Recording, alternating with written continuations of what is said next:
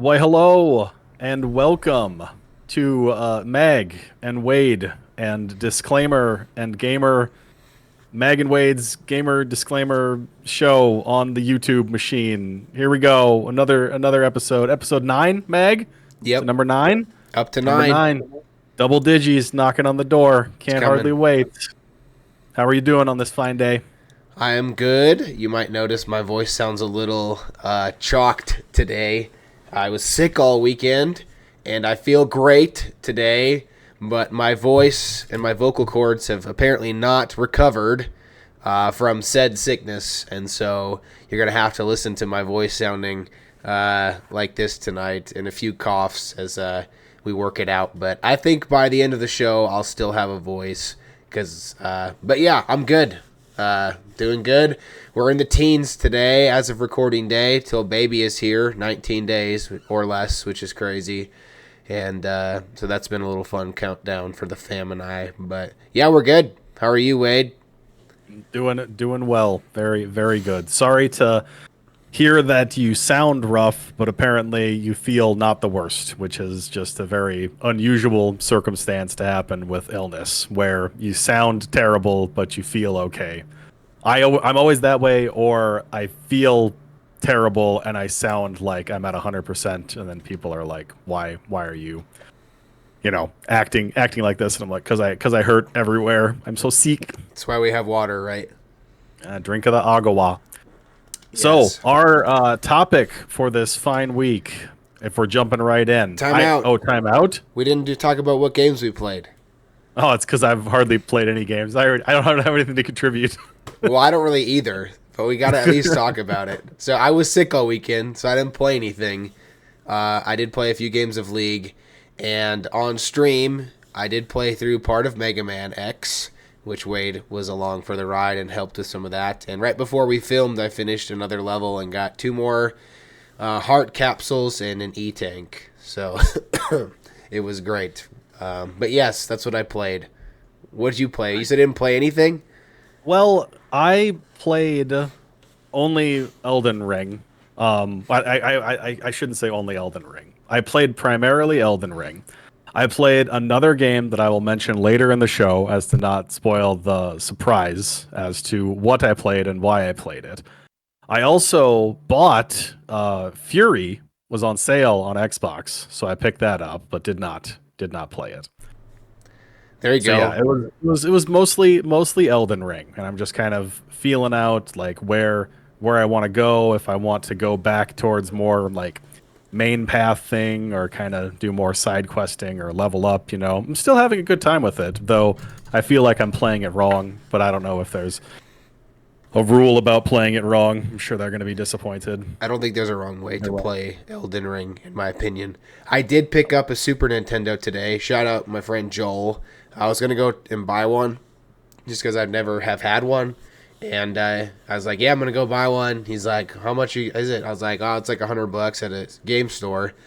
And he's like, "Well, I have one that is just sitting in my garage. I'll sell it to you for $50." So I'm excited to go spend $50 on games that I was going to spend on the console to add to the game collection. And of course, Mega Man X is up there as well and does work. So I am going to dive into that and play it on there as well. But all right, let's get into this topic. A deal is a deal is a deal is a deal. I need to comment on how that Super Nintendo, which you do not need to show on camera, but just picture in your mind's eye a Super Nintendo that does not have a tremendous amount of yellowing on it. That console looks pretty good. The one that I got is great. One of the controllers is a little bit yellowed compared to the other controller, but overall the system looks great. So I just took wipes and cleaned it off, and because it was in storage, but it looks great, and I'm very happy. There you go. So, our topic for this week, I'm just going to read it verbatim as to how I described it to Meg, and then give a little bit of context as to some additional things that I might not have mentioned. But, topic for the day. We are going to list some games that we feel like we know all of the secrets in, or games that we think that we know front to back very well. I would describe these kind of games as I have a core memory of Like in college, a guy who was like 3 years my senior, I sat down one day and started playing The Legend of Zelda on NES, the original Legend of Zelda, a game that I do not know very well. But for whatever reason, he knew that thing front to back, and he was just like backseat driving me through everything. Where he's like, "Oh, you got to go over, four screens to the west and then 2 screens north, and that's where the next dungeon is." And like it was great, just wonderful to be able to play through it like that. There is a second component to this as well, where we're going to not necessarily the inverse, talk about some games that we've never played, but we feel like we know a lot about. That's kind of a gray area, but we'll see when we get to it when we get to it. Did you want to go first, Meg, or did you want me to kick it off? I can go first. All right. So, And if you've got more than one game, as I do, should we go back and forth, or did you just want to shotgun through all your stuff? we can go back and forth, but I don't have that many, I would say. Okay. And that's I only part. have a couple. If we have at least two, then we'll bounce back and forth. And I think that's part of my take on this is like when you told me about this topic, I was like, okay, like what games do I really know? And Sonic 2 came to mind, of course, because like Sonic 2 is the game that I've probably beat the most or played through the most from front to back. And of course, I know like all the zones, all the things about all the zones and things like that. But it's funny, like there's not a whole lot of like collectibles per se. Like I was thinking of like, which I'm sure you'll talk about Mega Man maybe, but you were telling me, oh yeah, go here, there's a thing here, and this, that, and the other, not to spoil it.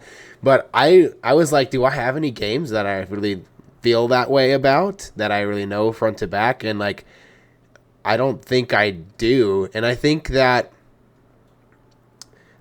kind of evokes a deeper conversation, not that we're going to get super deep, of different types of gamers.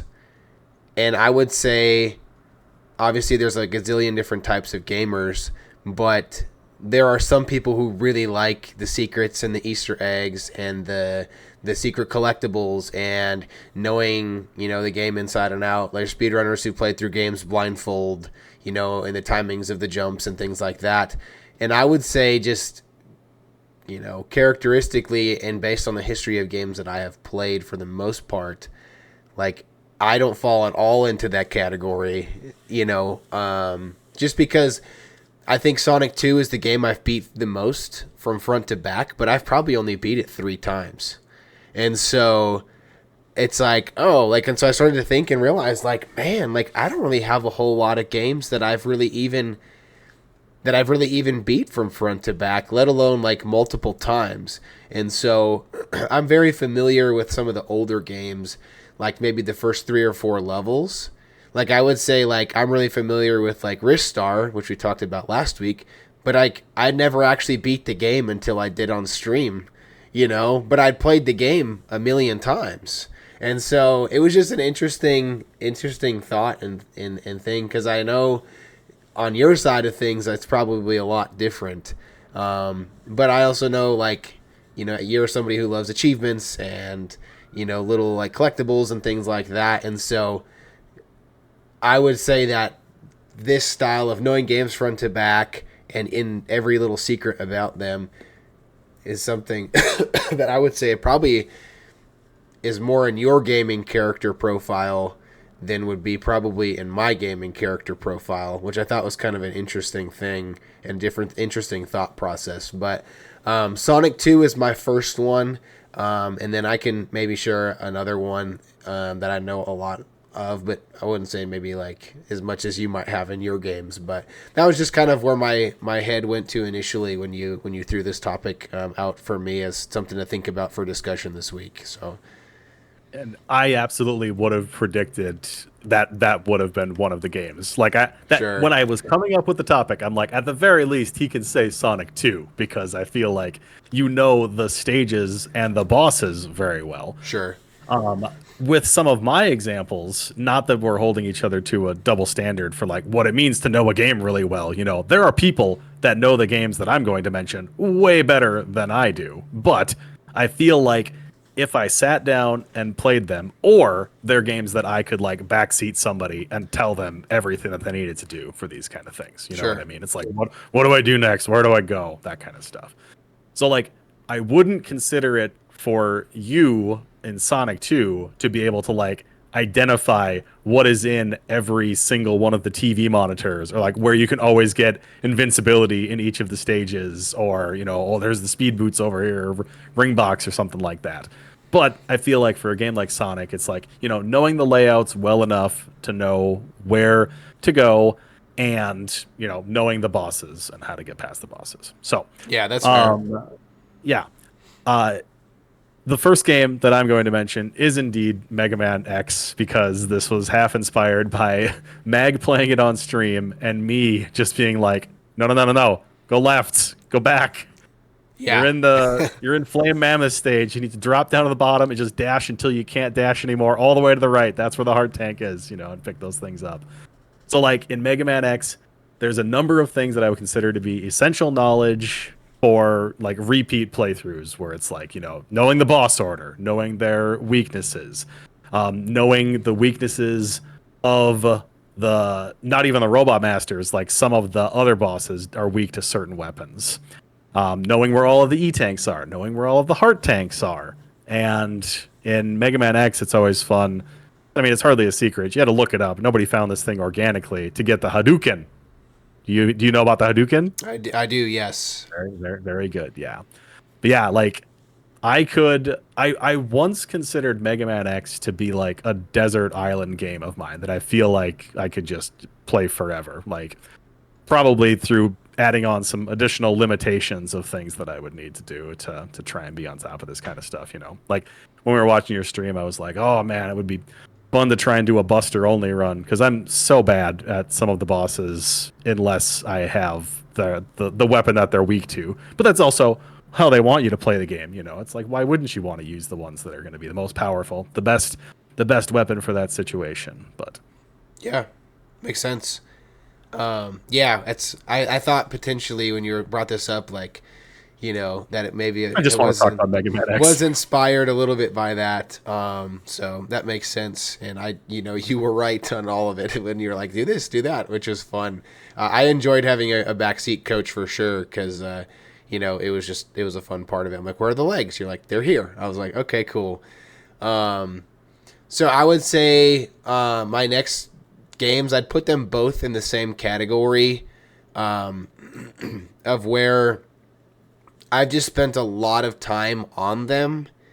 And so, like, I feel like I know the majority of everything about the games and the things that they have to offer.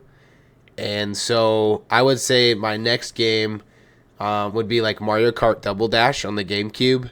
And obviously, like, that's different than like an adventure game. And like, I'm not saying that I know like every single like shortcut per se on like every single stage, but in terms of like overall grasp and knowledge of the game itself, and like what each character does, what each map is like, where the item boxes are, how to play defense from first place, which is kind of like different than maybe like Easter egg type thing. But I feel like from a front to back level in terms of game knowledge, like Mario Kart Double Dash, I would say is a game that I have a lot of, I have a ton of time and experience in the game. I'd say it's one of the games that I am best at. There's one person, my friend knew me in college, is the GOAT at that game. Like, I would race flawlessly and he'd still beat me by like 3 to 5 seconds. And I just was like, how is this possible? So shout out to Numi.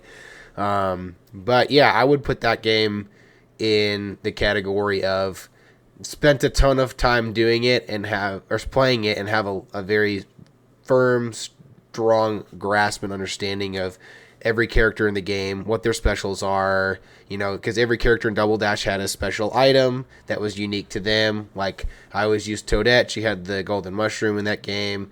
And then Paratroopa has the 3 shells, and each character and this, that. So that's what I'm saying. Like, I feel like I know a lot about that game. So I'd kind of maybe consider that in this category as well, if that makes sense. No, absolutely. What is the best track in Mario Kart Double Dash, and why is it Baby Park? Oh man, so Baby Park's always really fun, but I think DK Mountain's probably my favorite in the game. Just because Baby Park, like, I think it's the most Baby neutral Park is map. pure racing. It's just It's pure. chaos. It's just chaos, and so I think like anybody could win on Baby Park, which is why it's fun.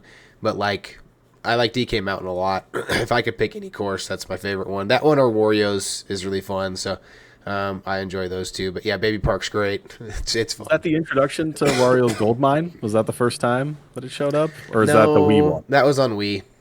Okay, Yep. my bad. Clearly, I don't know. The Wario one on the N64 one was the big dirt road track with Yep. all the humps, like in a monster truck arena or something. Yeah. Yeah. Well, keeping with the Mario theme, my second game that I had to mention was Super Mario World, which I really enjoyed because, like, when you were playing Mega Man X, you were annoyed that you had to go back to levels that you had already gone back to, which is in line with your hatred of Metroidvanias for some reason. Like, you just Yep. don't like to backtrack for whatever reason. I it is. don't. I don't. But one thing that I really like about Super Mario World is that a lot of the levels have multiple exits out of the level. So there's either you break the tape at the gate at the end, or you have to find a key and bring it to a keyhole. And in some of them, you have to get behind the tape at the end of the level because then there's a secret exit behind there. Like it's great.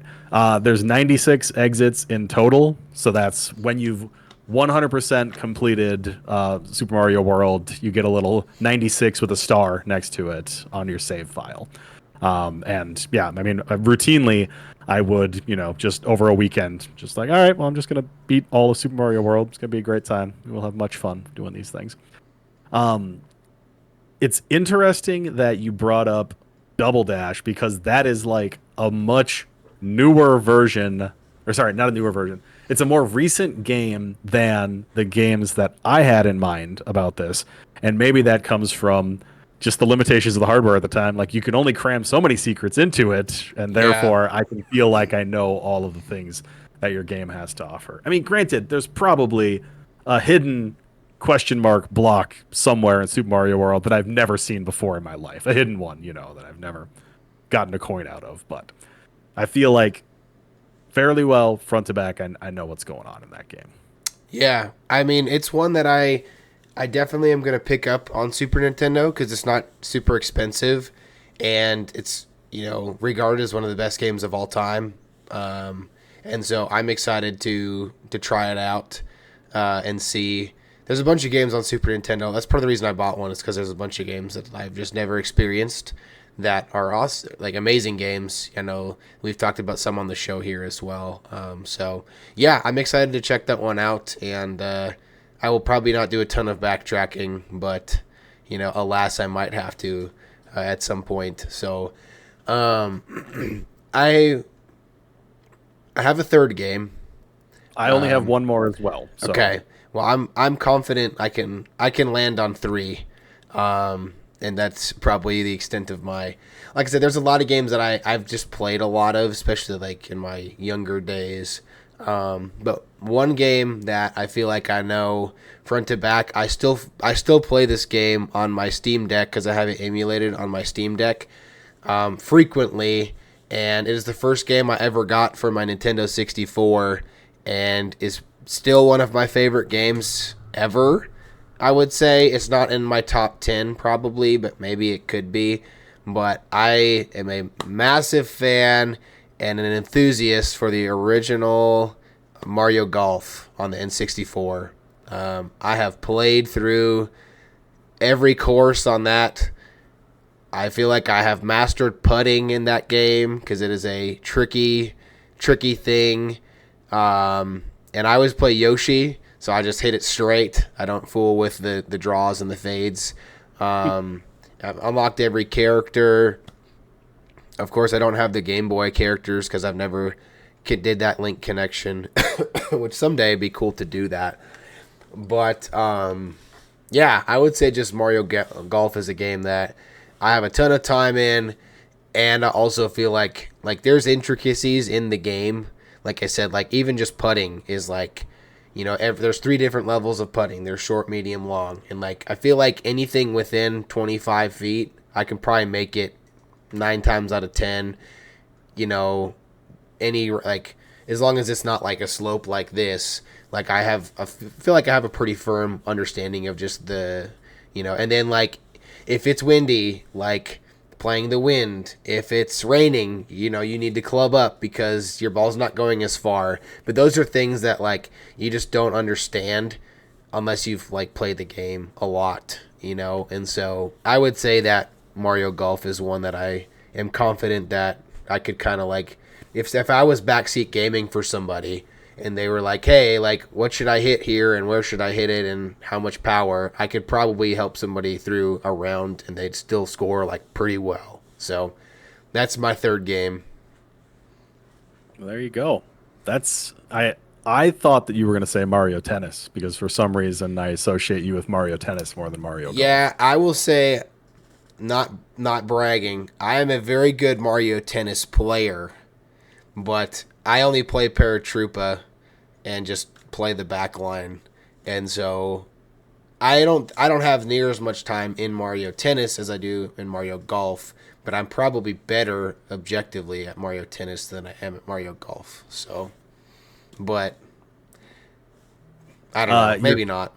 Who knows? Your story did remind me of a friend of mine who I'm fairly certain is still, if he still has it, he's still playing Tiger Woods PGA Tour 2005 on the original Xbox because that was just his game and he loved it so much. At one point in time, I even came over to his house and he gave me an Xbox memory card and he's like, "Here, this is your golfer that I made for you that now has max stats, so you can take it back and then go play. And the next time you show up, we can play again." Wanted to make sure we were on even footing at least when we were playing against each other. So interesting. Tiger Woods PGA Tour 2005. 05. The GOAT. Fantastic. All right, the last game that I wanted to mention, and it actually will end up being kind of a twofer, and we'll see how quickly you can figure out why it's a twofer, is The Legend of Zelda Link's Awakening, which originally came out on the Game Boy. When I first got my Game Boy Pocket many, many moons ago, that was the first game that I got for it. I had played it at other people's houses and stuff, but I, just spent so much time in it. Big sprawling map, 8 dungeons. I do feel like there are still secrets that I don't know about in that game, which is why I have it towards the tail end of my list, but I feel like I knew it pretty well. It's like, where to go next, what to do, any of these secrets. One thing that I really liked about Link's Awakening, it was one of the first Zelda games that had the trading game. I'm making, air quotes when it comes to this, where it's like early in the game, you have to go to shop and they have like a claw machine inside of it. And out of the claw machine, you get a Yoshi doll. Then you have to go and give the Yoshi doll to this kid that's in the town and they give you a bow. And then you have to go and give the bow to a chain chomp because the chain chomp is a girl and it wants to look pretty. And the chain chomp gives you like a can of dog food or something like that. And you have to go through this quest of, A to B to C to D for all of these things to open up the ending, to open up the last dungeon that you go to play in the game. So like, I don't know. I feel like I have the trading game ingrained in my head, or at least I could fall right back into it if I were to revisit the game, which I did get the chance to when they remade it for the Nintendo Switch, where they made The Link's Awakening for Switch. So that was an interesting experience, and I think it's a good one for us to kind of go out on this topic on, where it was nice to be able to revisit a game that is pretty much the same game that I know very well, but because it's a new game, it's going to have some minor tweaks and changes to it. One other example that comes up is like, I remember when the Resident Evil 4 remake came out, and people had spent so much time playing the original Resident Evil 4, and like one example that came up, which I guess is kind of a minor spoiler, but people would like climb to the top of this bell tower where the villagers would have to climb up this ladder to try and get you, and you could just take them out and pick them off one by one. But in the remake, when you climbed up to the top of that tower. After about 10 seconds up there, the floor collapses and you fall back down to the bottom because the game is like, no, no, no, we're not going to let you do that. No more. Interesting. No more of that commotion. Interesting. What color was your Game Boy Pocket? The Game Boy Pocket that I had was silver. Oh, I had a Not a red fun color. I had a red one. So, when you said that, I was like, oh, Game Boy Pocket, because I had one as well. But yeah, I looked around to try and, well, I don't think I would want to get a Game Boy Pocket now. It's real tough to play on those handhelds that don't have a backlit screen when you've been spoiled with staring at a phone with a backlit screen for as much as you have now. But yeah, I and they're also just more expensive, and I don't feel like I would play any handhelds on there. But I'm sad that I don't have the original one that I had when I was growing up. But yeah, I think I still have mine, and I have a Game Boy Color as well, but I need to get it. It's like got erosion in the back where the batteries are. But yeah, that's what those worm lights were for. Just blasting light onto your screen. all right. So, well, sweet. I never played any of the Zelda games just in general, but I know there's a lot of secrets in those and things like that. Let's transition into the second half of what you wanted to talk about, or not half. Once again, it's just like a little subtopic off of. Did you want me to go first? Yeah, you can go first for this one since I went first for the last one. My wife thought that I had a really good story for this, so and I think I'll just rattle off everything that I have to say about this right out the gate before kicking it to you. Okay, that's fine. So yeah, this the topic once again was what are some games that we've never played but feel like we know a lot about. So when I brought this up to my wife, she was like, oh, it's all these people that say like, oh, I watch a lot of Fortnite on the internet, but I've never played Fortnite, so I feel like I know a lot about Fortnite and things like that. And then I said, well, mine doesn't predate the internet, but it was like a Twitch stream in my living room because at one point in time, a roommate that I had was playing through Mass Effect 2 and Mass Effect 3. And I feel like I picked up on a lot of the story and the excitement of the things that happened in that game with the dialogue choices and like where the story was going, to the point where I don't know if I could ever play through those games myself without making a Commander Shepard that looked exactly like the character that he was playing as, because now I just associate that character with how that game is played. So yeah, like many moons ago, I was like thinking about writing a gamer blog before we decided to do this podcast. And one of the topics that I thought I would have was like, what are the best games that I've seen played, but I've never played? And that would have been the lead-in article for it. In that same vein, my wife has played both of the Horizon games on PlayStation 4 and 5. So Zero Dawn and Forbidden West. I don't know which one is first and how that all works out. I think Zero Dawn was the first one, which is silly because it's got a zero in the title. Why would you do that? Second one should have been Horizon One Dawn or something. But she's played through all of those. She had a great time with them, but I feel like I'd rather play an Assassin's Creed or a Far Cry or something if I'm going to play an open world game like that. But I mean, there are talented voice actors in there. The cutscenes seem pretty cool. Lots of dialogue going on. Seem pretty fun. Cool. Yeah, that's a cool story. Playing through a game, or like watching somebody play through games. So I had a lot of interesting thoughts about this topic. And so the spoiler of it is that I don't have any. And so where that leads to, it's funny because my coworker Joel always says I know a little bit about a lot of things, and I watch parts of movies on TikTok all the time. So I'd say like with movies and TV shows, like I feel like I know a lot about with TV shows and movies. And then one of my good friends Ryland is always like, oh yeah, I love like watching people play through games. Like I watched Eris is a streamer he likes play through this game, or I watched this person play through this game, or oh yeah, I watched somebody play through that game, is something that he commonly says. And when you brought the second part up to me, I started like really racking my brain, and I was like, I've never really watched anybody play anything, and if there's a game that I'm interested in, I typically will just get it and then play it myself.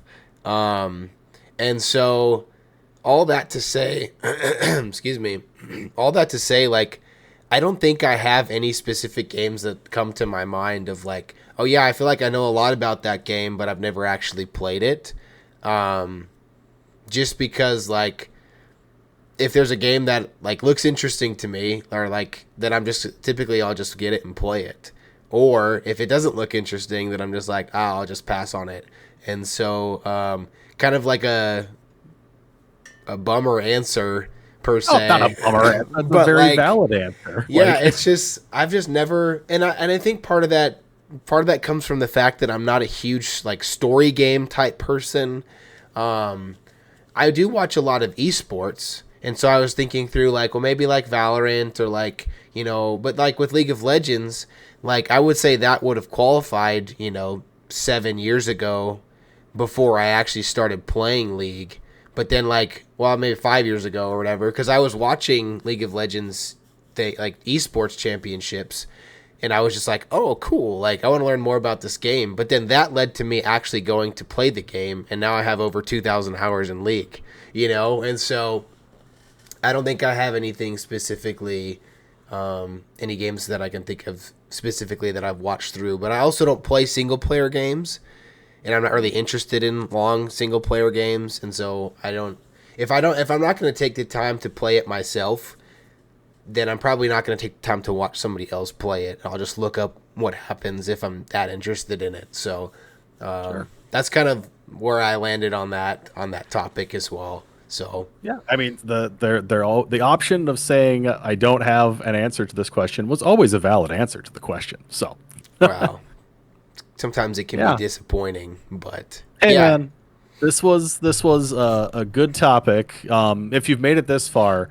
this was a Wade topic and not a Mag topic, which famously the Wade topics are usually our weaker episodes. But I feel like this was a fun discussion. I don't think that that's true, Wade. I think you're too hard on yourself. Just because in the early days of our podcast, we bit off a lot, more than we could chew with our top 100 games. I still think that's super interesting.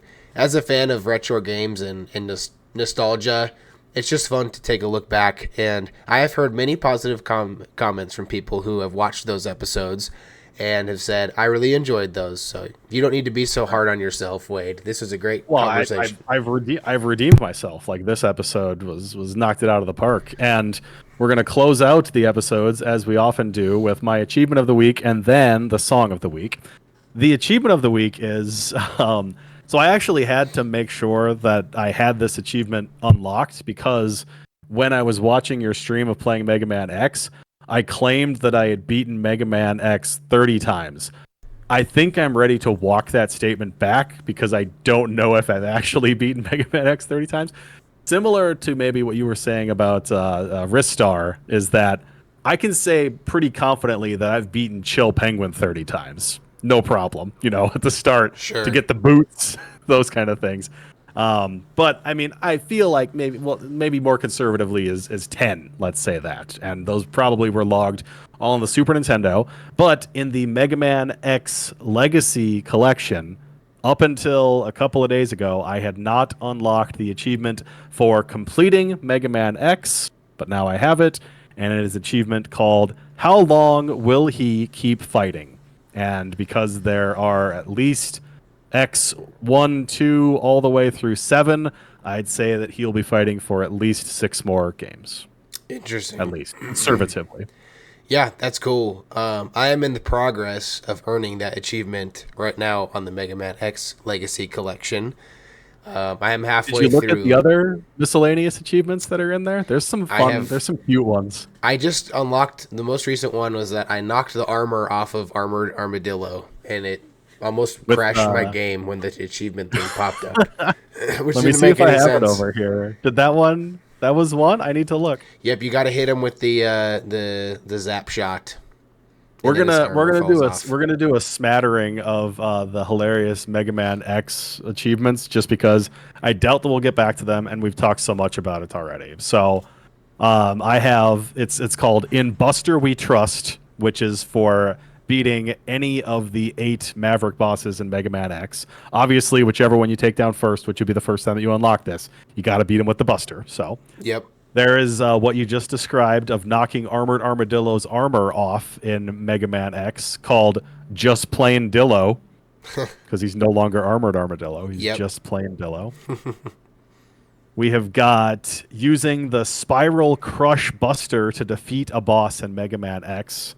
So you don't know about this yet, but the Buster upgrade that you get upgrades you from lemons to the green shot to the blue shot to like a double helix pink shot that I goes have all that. around. I have that What? thing. Yeah, it's Oh, awesome. you must have got the Buster upgrade. Zoom. Yeah. And that achievement is called Pretty, and then in parentheses, Devastating in pink. Cool. Pretty in pink. Excellent. What else do we got over here?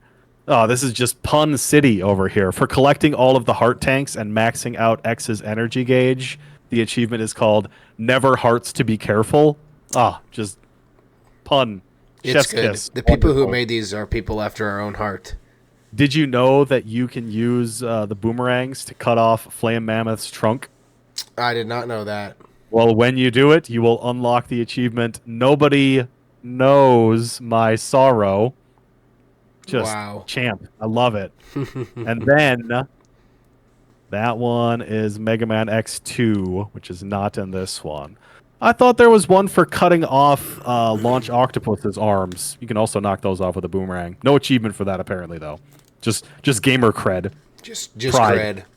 Yeah, I like how the stuff in that game affects the other levels. Like when you. Oh yeah, we beat- didn't even talk about that. How they have boss weaknesses, but there's also stage weaknesses if you beat a different stage first. Yep, it's pretty cool. Oh, Mega Man X, such a good game. It's so good. Well, in the spirit of Mega Man X and my voice slowly fading as we are nearing the end of the episode, Song of the Week comes from Mega Man X in honor of us just celebrating. We'll just call this the Mega Man X episode. Not It's really. not planned. but- It's a pleasant surprise. Yes, so sorry if my coughs just destroy your ears. I'm trying to turn to the side. But anyway, I could have chose every single song in this game is amazing. And Storm Eagle's personal fave, Spark Mandrill. The beginning of our show is a song is from however you say his name. What is it? It's like Kuwanger, Oh, Boomer Quanger? Boom, whatever the heck his name is, Boomer, whatever. But it's from that stage. But there is something about when you first load into the game and you are in the city and I guess it's called like the first stage theme or intro stage theme. I don't know what it's actually called, but that song is awesome. And I think it sets a really cool tone for the rest of the game. And it's just a really, like you're learning, it's basically a tutorial in a level and the music is awesome. And you're just like, blasting stuff, and it's just you're ready to go when you're playing it. So we'll exit out to that one, which will be great in honor of our Mega Man X episode Unplanned. But with that being said, I'm gonna let Wade close us out because my voice is almost gone. We'll save what's left of it for the rest of the night.